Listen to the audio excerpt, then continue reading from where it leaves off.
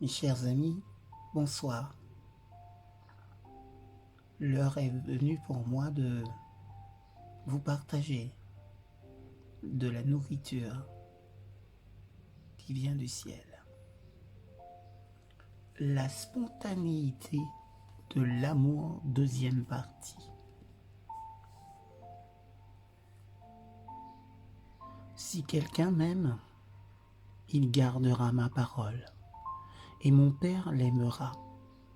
Nous viendrons à lui, et nous ferons notre demeure chez lui. Jean chapitre 14, verset 23. Cherchez toujours la suprématie du Christ et la ressemblance avec lui est l'exercice spirituel le plus beau et le plus exaltant que nous puissions connaître. C'est être sûr, non de nous-mêmes, mais de l'amour souverain qui est venu régner sur nos cœurs et nos vies. Dans nos faiblesses, nous sommes alliés à sa force. Même si nous voyons obscurément, comme dans un miroir, nous avons une claire connaissance du Christ et de sa justice. Un des dangers de la vie chrétienne est de regarder à soi-même sans marcher avec Dieu. Cette conception risque de déboucher sur l'extrémisme religieux plutôt que sur l'amour de Dieu et de nos semblables. Il nous faut envisager avec lucidité le danger qui consiste à faire de la perfection un processus centré sur le moi, quelque chose qu'il faut atteindre au prix de grands efforts et d'une concentration rigide.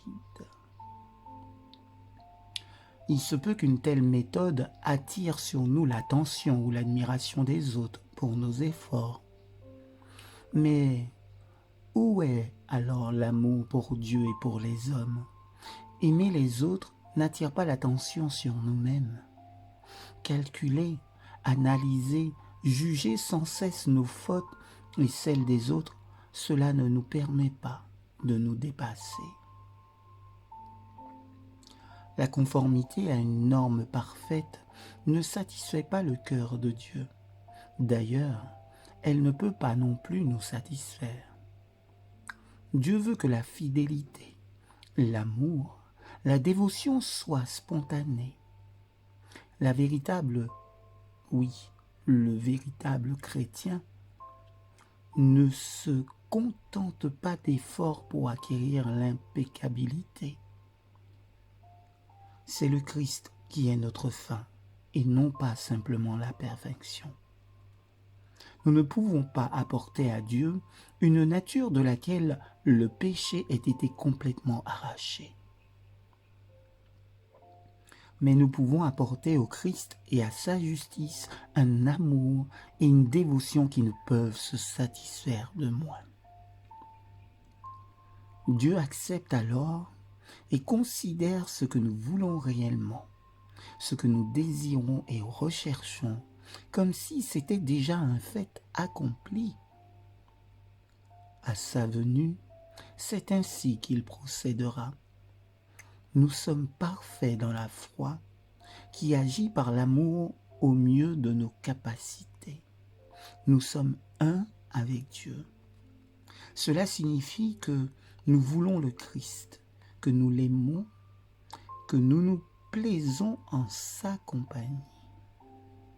Nous marchons avec Dieu comme Enoch. Nous ne sommes jamais seuls. C'est là le point décisif dans nos vies.